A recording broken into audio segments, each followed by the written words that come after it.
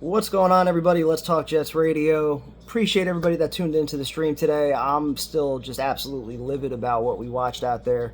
And it's not even so much about the loss. I clearly did not expect to beat the Buffalo Bills today. I understand the Jets are nowhere near the level of where Buffalo's at, but I certainly expected the team to at least show a better effort to maybe build on some things that we saw on the offensive side of the ball last week, maybe improve the defense a little bit.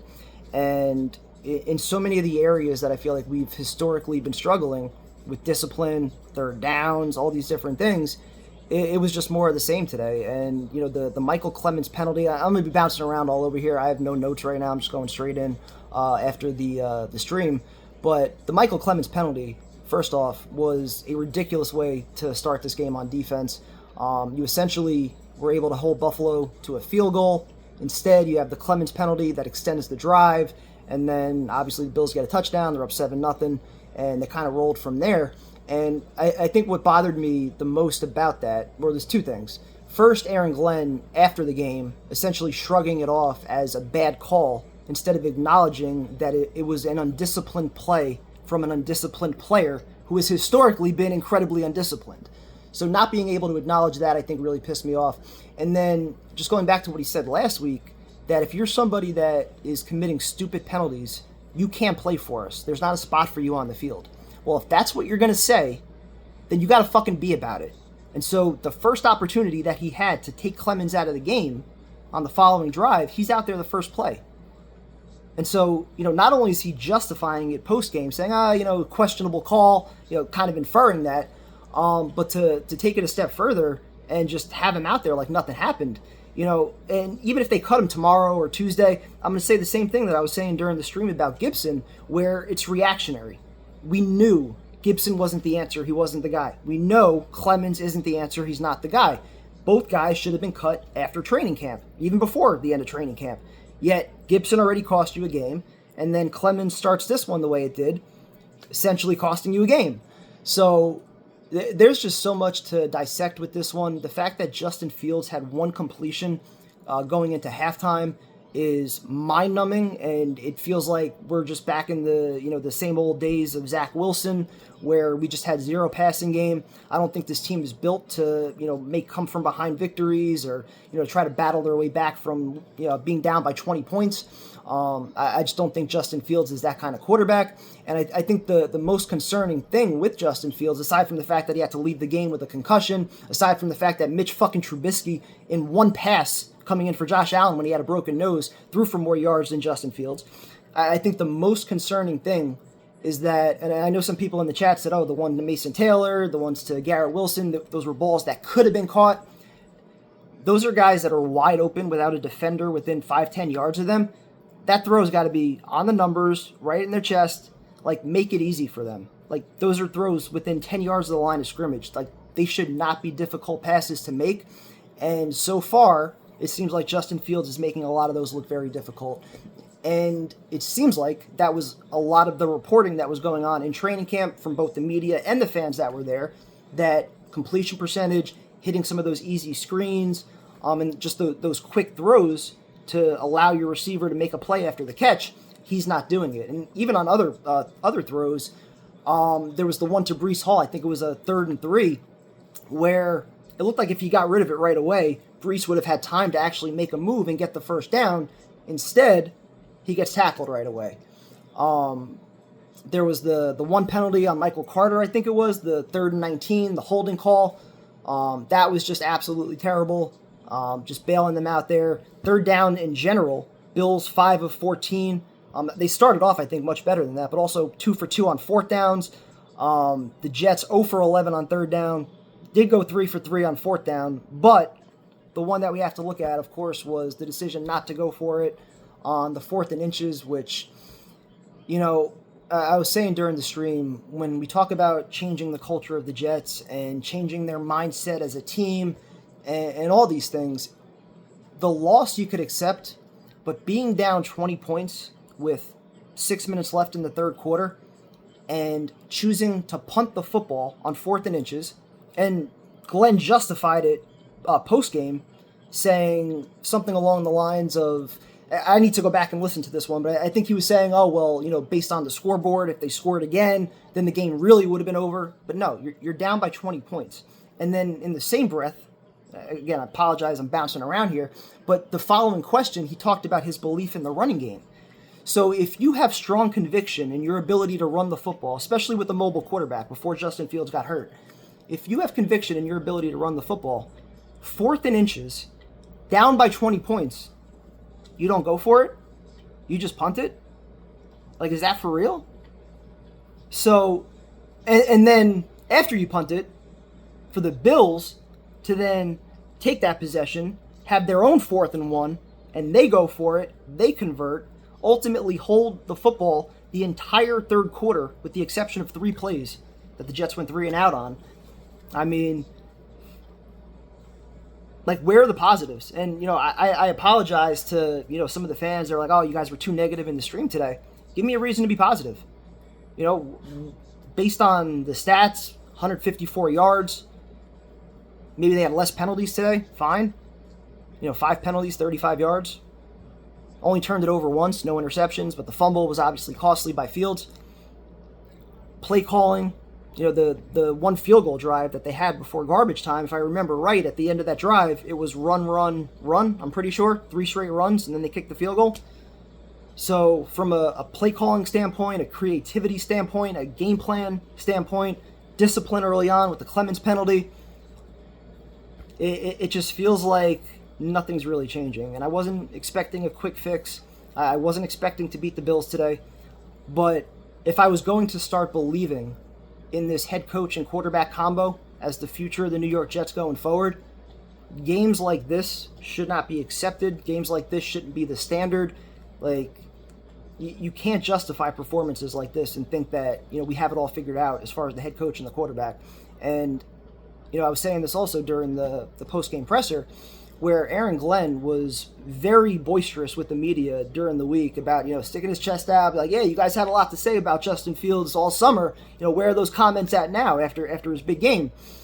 Well, when he goes out there today and completes, 4 passes for under 30 yards in 3.5 quarters of play, I mean, to kind of shrug off those questions from the media and not have a direct answer and still go back at him, like, I said this also a couple weeks ago. This act from Aaron Glenn is going to get very, very old if you have a lot of performances like this.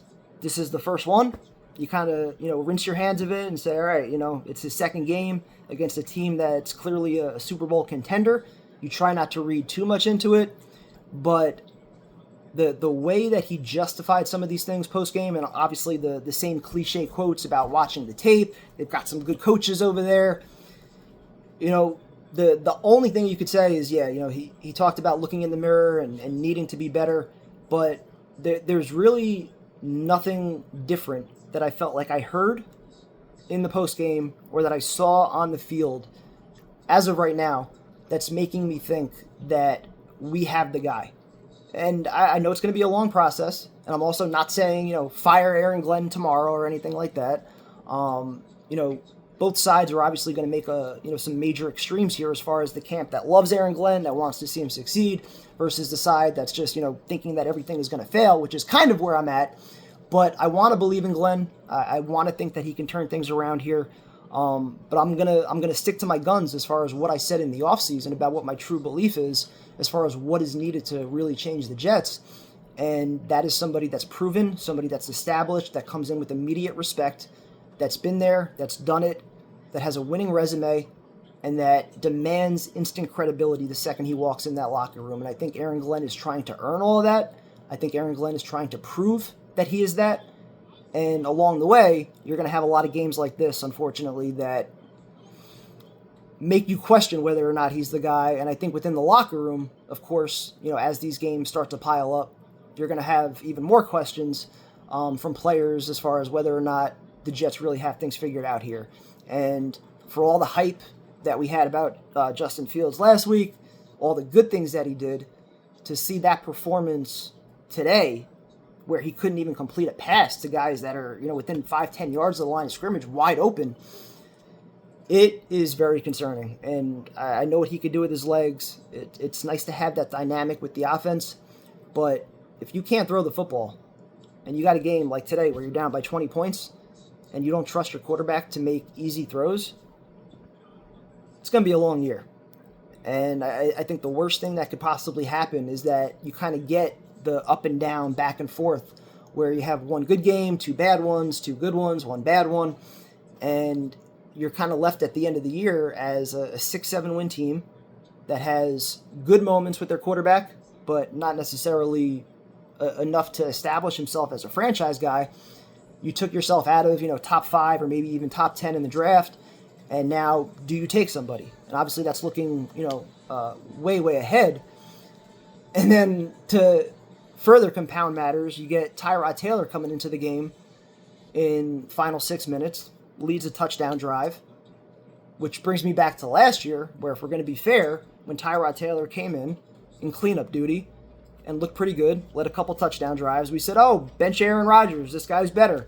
Well, Tyrod Taylor was the Jets' leading passer today, and he was out there for one drive, or 1.5 drives, whatever it was. Threw for 56 yards, 7 of 11. Justin Fields, 3 of 11, 27 yards, and a fumble. I don't even know what to say. This was an embarrassing performance. I would have liked to have seen maybe a little bit more anger at Aaron Glenn. I would have liked to have seen less deflection on the refs, less acknowledgement of the Bills and their coaches, more direct answers to the 4th and 1 question, to the discipline and accountability question with Michael Clemens. I just don't understand how you can sit there in front of the media last week and say if you commit dumb penalties, there's not a place for you on this roster with the Jets. And then Michael Clemens does that on the very first drive that the Jets have on defense, and he's out there on the very next possession. And he's lucky he didn't get called on the Josh Allen broken nose play. Had another one where he almost took out Josh Allen's legs. At what point do we say this is just who Michael Clemens is? And why does it take this regime so long to figure it out? And Romeo is, brought up a good point. Is it an ego thing? Him, Aaron Glenn, thinking that I'm a better coach than Saleh and Ulbrich and everything that's been here prior. I can get more out of these guys than the previous regimes did. Which, again, doesn't really make sense to me. You would also think, if you have that mindset, you can get more out of anybody, right? You'd want to bring in your own guys. But to be circling the wagon here with guys that we've known are not the answers, it's mind-numbing, honestly. So that felt like a wasted Sunday. Entertaining stream for sure. Appreciate everybody that hopped in, tuned in, and watched with us. But I'm so sick of watching and talking about games like this. It's why I did not post so many of the feel-good, positive videos throughout training camp in the summer, aside from obviously working a lot. But I'm just tired of giving the Jets the benefit of the doubt. And, the people that are out there trying to preach positivity or speak it into existence, I respect it in a way because I know that was the kind of fan that I was for so many years. For 35 years, I was, incredibly positive and upbeat and always tried to talk myself into everything the Jets did. You got to support them, and I'd hate any negative coverage that was on them. But at some point, you got to be realistic about what they are. At some point, you got to be realistic about acknowledging the problems that this organization has, and just be real about where they're at, and not try to speak it into existence. Not try to, make them being good a reality just by saying it, but by waiting until they actually show you something that's worthy of praise and worthy of hype, worthy of spending money to go to games, worthy of spending money to buy a new jersey. They just haven't shown me that. And again, I'm tired of giving them the benefit of the doubt. I'm tired of putting my trust into all these different head coaches and quarterbacks, hoping they get it right. I haven't changed since March. Cautious optimism. That's been my mindset. And if I'm being completely honest, what we saw today took me several steps back from that belief. Because, again, you could lose to the Bills. You could even get blown out to the Bills. But if you're going to give me that shit punting on 4th and inches while the Bills get the football back and they go for it up by 20 points, still throwing the football on drives, to me, it was just a complete giveaway kind of game. Throw in the towel. We're not going to win anyway. That's how it felt. So this was pretty demoralizing. I'm not going to lie. I'm not going to rant anymore, but appreciate everybody again that tuned in. We'll be back next Sunday. Jets Bucks, Todd Bowles revenge game. Talk to you then.